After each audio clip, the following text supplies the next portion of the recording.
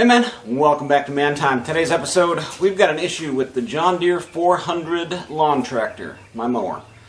It has an intermittent, I don't want to start situation going on. Sometimes it'll fire right up, sometimes it'll just spin, the starter will spin, sometimes it'll go click, and sometimes it won't do anything. So I'll bring you in here close so you can hear what's going on. It may or may not start. We may just have to kind of go through it right here. I'd like to pull it up out of this hot shed and get it out under a shade tree to work on it a little bit, but we'll see what happens here. Welcome to Man Time.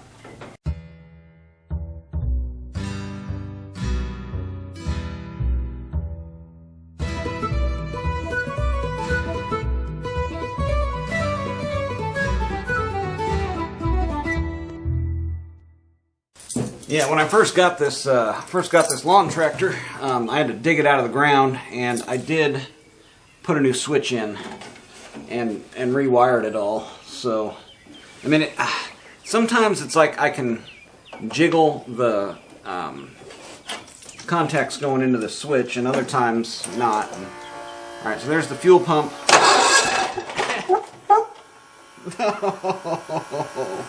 Of course, it starts immediately.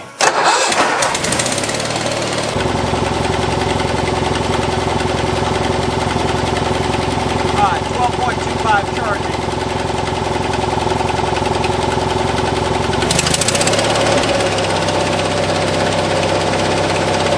12.7 high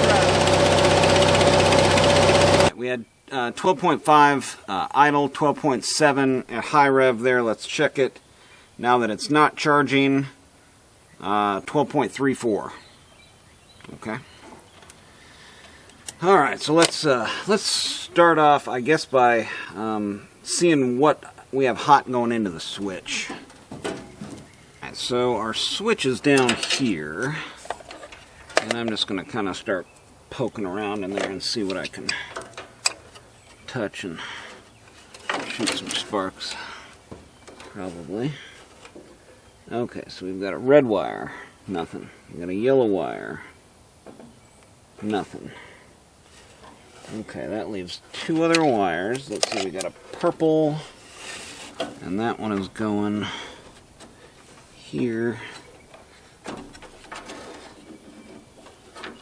That one actually runs kind of underneath here. What's this?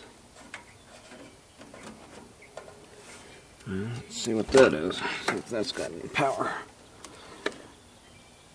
Yeah, there's 12 volts going to that thing. What the heck is that? A relay? And really shoddy wiring coming out of that. Alright, so I want to check that. And then I've also got a red right down here. Check that. To ground.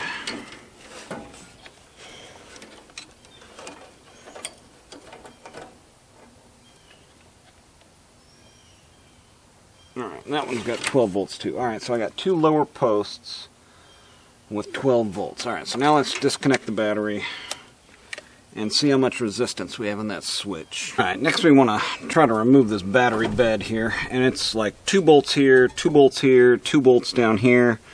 It's been a while since I had this completely out of there. So I really want to thoroughly check all this wiring mess under here. I didn't solder anything, I'm sure. There's probably wire nuts everywhere.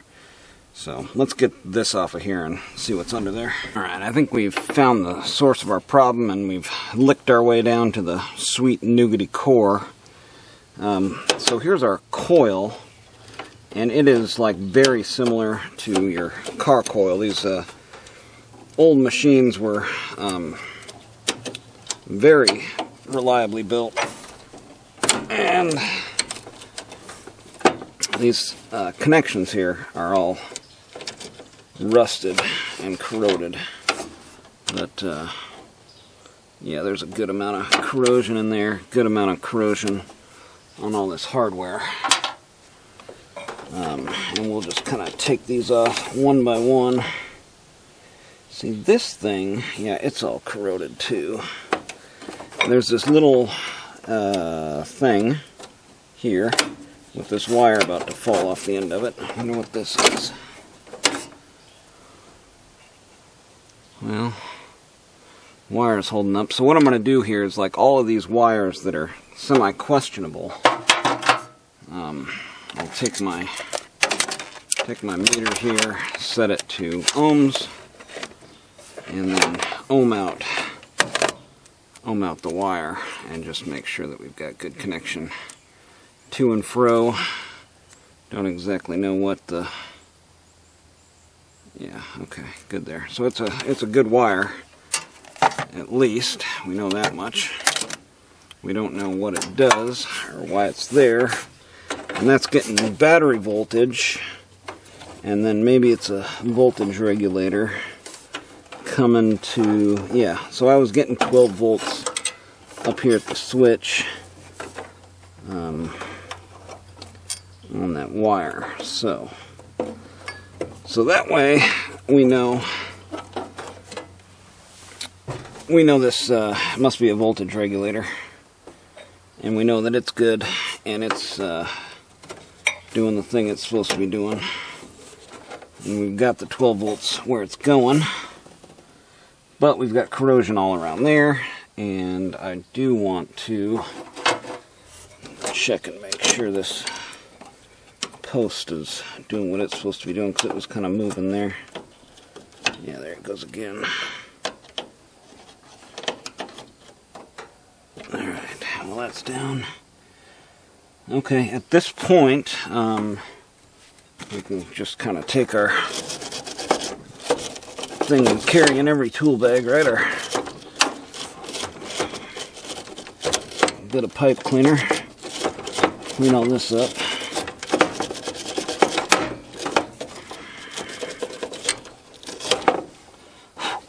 And then get some either dielectric grease, or in my case it's going to be some Vaseline.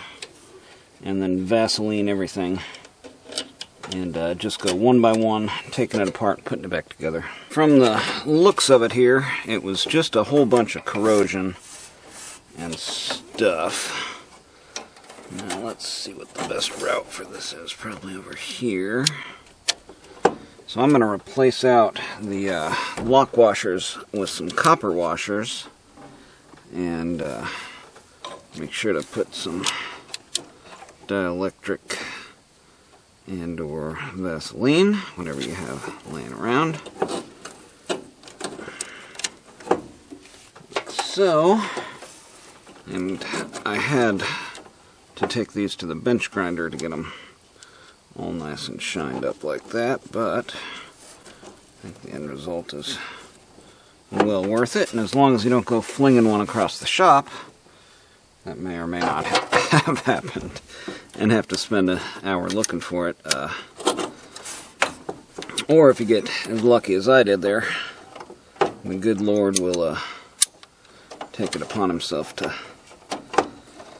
let you be able to find that. Okay, next, let's see here. We did have this on there. Clean that all up. It's still got perfect conductivity. 0 ohms to the path. Let's see, did we clean that? Nope, sure didn't.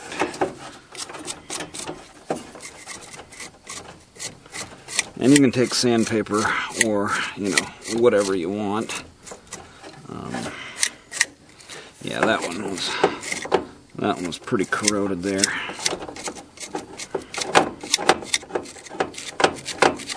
Man, I can't believe this coil has lasted. This is about a 1980 model here, and this coil has stood the test of time.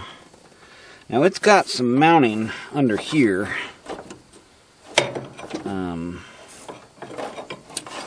but I had it just zip tied here with a old piece of pop bottle, it looks like, keeping all those wires out of harm's way. I know it's not super easy to see down in here, but you've got a couple things, right? You've got your throttle cable running right underneath this coil, so that's going to be... I thought my zip tie game was a little bit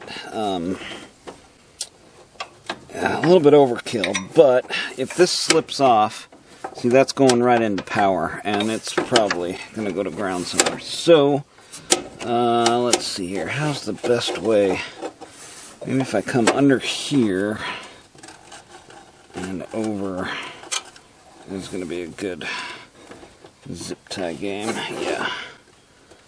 Right here I've got positive engagement to keep this pulled back out of the way of a live circuit. Sometimes these zip ties don't want to play nice, so what do? Make them play nice. There we go. Okay. And then I thought I was being a little overkill with that, but I'm putting that right back on where I took it off, because that is a really good idea. Looks like an old pop can with the bottom cut off there. I'll just go ahead and put that right back in place.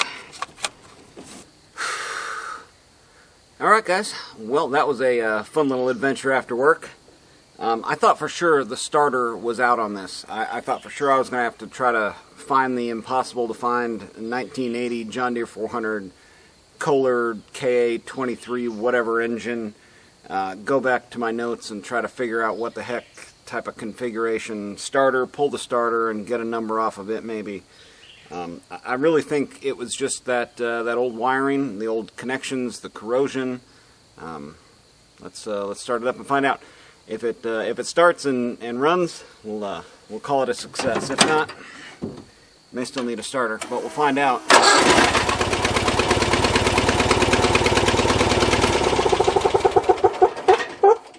That could have been a fluke.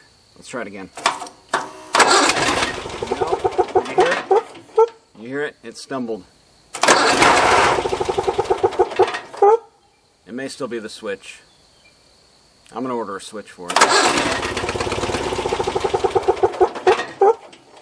At least I know it's not that wiring. It was giving me fits last summer, and you know, the one time it's not going to start, it's like you just got home from vacation, it's been raining the whole time, the grass is 3 feet tall, and you get click, right? Anyway. Well, that was something necessary anyway, even though it didn't maybe fix it. But it's starting, it's running, so we'll call it a success for today anyway. Alright guys, that's going to do it for today. I'm man time. Get out there. Have you some man time too.